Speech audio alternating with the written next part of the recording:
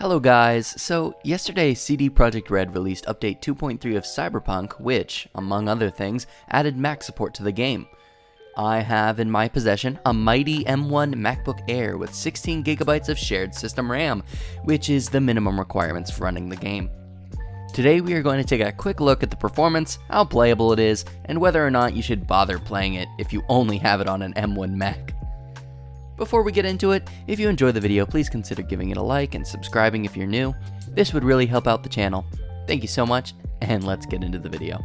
Also guys, if you want to skip all the wind up and preparation, you're good to skip to this timestamp, and that's when we get into the in-game benchmarks. Before that, I do run a few of the built-in benchmark, and I also spend some time talking about the load times and all that, so if that does not interest you, you are good to go to this timestamp. Enjoy the video, guys. Alright guys, I am currently downloading the one, the only Cyberpunk 2077 on the minimum system requirements. MacBook Air M1 with 16GB of RAM. I really lucked out with having the exact minimum requirements for this.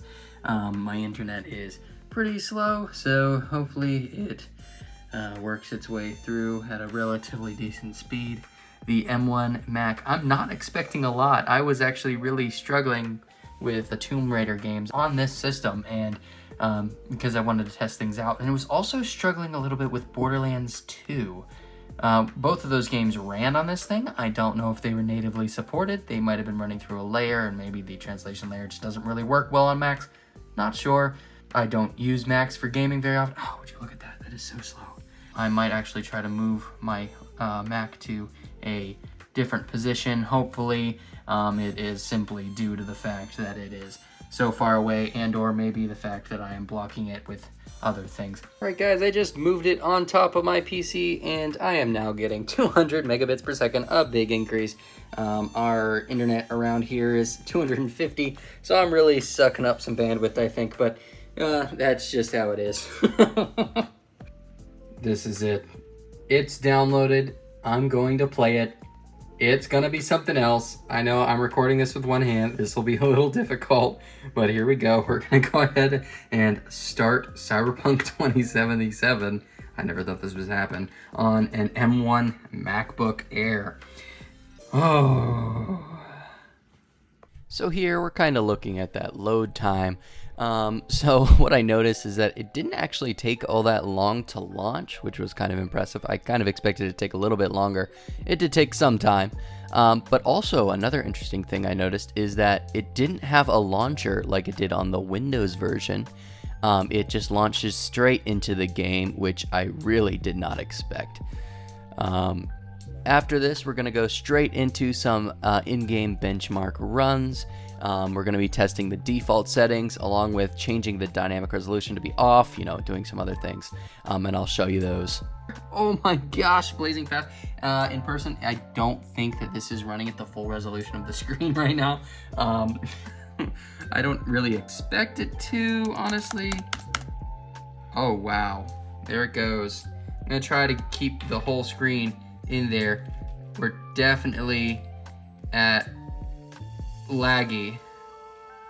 Look at that. I'm gonna try to get this in frame here. Let's go like that. When I scroll, it takes some time. It takes some time to figure itself out. Let's go ahead and hit it. I need to scroll all the way to the bottom first. Editor skip. All right, here we go. Wow, isn't it beautiful, guys?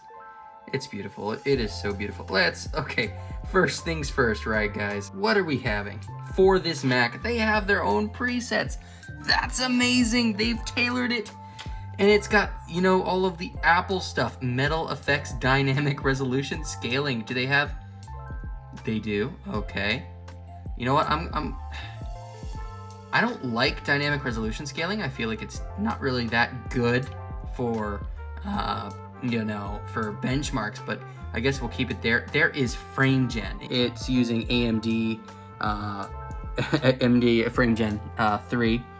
Okay, texture quality is low. It's using shared system memory. I cannot enable ray tracing. I don't think I would want to. Okay, what else do we got? Our field of view. We have all these settings. I usually keep all these off. I do keep lens flares on because I do like lens flares. Let's go ahead and turn motion blur off. I think lens flares add to the immersion. Controversial. Anyway, so here is those built-in. I cannot stand this lag. This lag is really bad.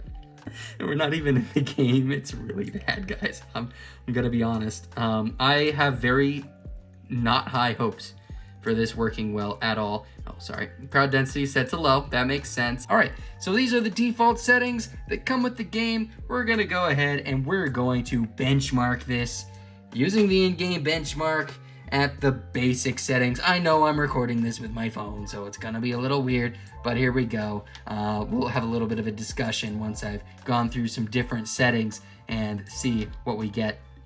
All right, during this thing right here, I did notice that it took a little bit to get actually into the game. It was, pretty slow. And one of the things I really noticed once we get further into the benchmark, all right, once we actually get into it, is there is very, very minimal, not minimal, it is very harsh. The resolution scaling is really rough. It is very aggressive.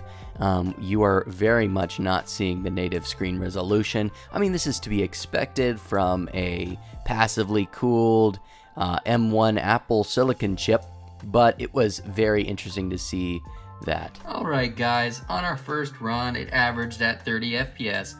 Of course it did. It was using dynamic resolution scaling. One of the key things that I noticed throughout that run was the very, very, very low internal resolution. You could tell it was very low. And we actually, now we're gonna take a look. I forgot to look at this. We are currently running at 1440 by 900. That's not terrible. I mean, it's definitely not the native resolution of this screen, but it's pretty up there. And yes, we get all of the information about this. It looked all right. We're gonna actually play a little bit of the game here soon just to feel that input lag, because even in the menus I was noticing a ton of lag, so I really don't know how playable this is gonna be. But yes, it averaged around 30 FPS with dynamic resolution scaling. Real quick, before we actually hop into the game proper, I'm going to test without dynamic resolution scaling, maybe at just a balanced quality mode, those type of things, just to see what that looks like with those locked. Alright, I went ahead and sped up the footage for you guys. Now what I noticed during this run in particular was that it didn't really change the frame rate much. That's when I realized there was a frame rate cap, so in this next run we're going to change that. But at the end here we got 29.99. Obviously there's a frame rate cap, so we're going to go ahead and change that. Alright, in this run we turn that off. Everything else is the same. This is also sped up. We're going to go ahead and show you guys this one. And in this one we actually got way higher frame rates. During a good chunk of it we were actually in the 40s, and so I was really impressed. We never dipped below 30 in this benchmark. So when we reach the end, let's see what we got. We ended with 39.35, so almost 40. It was pretty good actually. Alrighty guys, so what I went ahead and did is I connected a controller. This is the DualSense controller for the PS5, and we're gonna go ahead, and I'm at a really weird angle, but I tried to set it up a little bit better for you guys. Again, I don't really have the budget for a capture card, so we gotta do what we gotta do to get that content out. But let's go ahead, let's go into the game. Let's see these load times. I'm hoping, oh, I don't know what save this is, so we're gonna have to see where we end up. I'll end up going to a good save for benchmarking here in a little bit, but let's see, where are we? All right, well, we're just, okay, we're at Jig Jig Street. All right, and this, well, so far, I mean, it doesn't look very good. I mean, it is not the most eye-catching experience, and we're seeing a lot of frame dips. This is actually a pretty difficult part of the game. Let me make sure that we have that. Ooh, oh, 1 second, guys. I gotta make sure I have that nudity filter on, and I'll be right back. Alrighty, guys, that the nudity sensor is on, so we are good. We are safe. So let's see. Oh, well, yep, they're performing.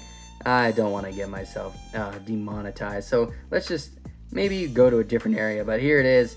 This is the Jig Street. It's full of very great people doing very great things, but here we are. It is running and it is playable, which is very nice. You can run around. I'm gonna see if I can beat up some people and get into a fight with the cops. Does have the DualSense integration. All right, so we have a star, right? This is the star system, very similar to, you know, GTA and all that. Let's kill him. Let's go find a car. Let's steal the cop car. Actually, they were stupid enough to let me have it. And this is actually gonna do a lot of stress for both. You know, I don't know how good the SSD is on this. So as we are quickly driving through different areas, it should be attempting to stream in stuff from the hard disk. All right, it's not a hard disk. It's an SSD. Let's see. Let's drive on this way. No, I just realized we don't have sound. Let's go ahead. Oh, that is loud. All right, let's see. So now we have some sound here. Hopefully it's not too loud over there, but we're just gonna drive down here with the cops chasing us, and let's see how the loading is with the streaming in new places. This fog, I believe, is just a weather thing. I do not think it is an attempt to make the game run any better. Generally, you'd be seeing much further out, but you'd just be seeing things pop in. Honestly, the resolution is pretty bad. I wish it would run a little bit better, but we're already really pushing this system. It is insane to me that we are currently running Cyberpunk 2077 on a passively cooled system. I have never seen this. Everything that I have played Cyberpunk on has been active cooled. I do believe this is passively cooled, and that's very impressive to me. It is running, and it is quote-unquote playable, and I'm actually going to go ahead. I'm going to turn on those default settings. This might even out performance a little bit. I generally really do not like dynamic resolution scaling, but let's go ahead, turn that on. Let's see if we get some more smooth frame rates around here. It should be targeting 30 frames per second. Hey, you can see at times where that resolution just tanks. Hopefully it's not also lowering the resolution when we are CPU bound. I am not able to currently see whether or not we are CPU or GPU bound, but hopefully we are not accidentally doing that, judging from the fact that it is dropping below 30 at times, and also the resolution not dropping at those times. I believe that means that they are most likely not dropping resolution based purely on the frame rate itself. It's frame dropping a lot, even at those default settings. Many people, I think, would call this unplayable. It is often dropping to the low 20s. It is very unstable. It is not very pretty. It definitely does not look like peak Cyberpunk. Oh, there we go. I just hit that. I like how I'm just driving around in a police cruiser, but nobody seems to really care around me. I'm just hitting things. You know, they have, you know, cyber psychos to deal with, so, you know, there's larger issues out there, I believe. Oh my gosh. But yeah, that's kind of what you're looking at with this. Would I suggest playing Cyberpunk 2077 on an M1 MacBook Air? Well, probably not. But if it's the only thing you have and you really want to play this game, all power to you, right? It's not the greatest, but you can play it. Honestly, it could be worse, right? Now, what I really want to see moving forward is I want to see this game on phones. I want to see it on iPads. I want to see it everywhere. Now that it's on these, I think it should be everywhere. Why not? Port it over. Give us touchscreen controls, guys. Come on, it can't be that bad. Dogtown, we know Dogtown is gonna be a train wreck. We're not really gonna be seeing much different. It's gonna be pretty rough. So, yep, that's the game, guys. But anyway, yeah, that is it. That is this game. It is unstable. It is not good. It's very laggy. It's not pretty. Would I play it on this? You know what? If it was the only thing I had, I really like this game. So maybe I might play this game on this. If, you know, I had nothing else to play on and I really wanted to get a Cyberpunk fix, I might use this.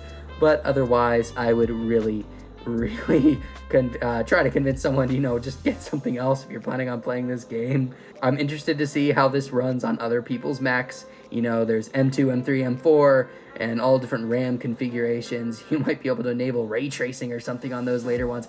I don't know.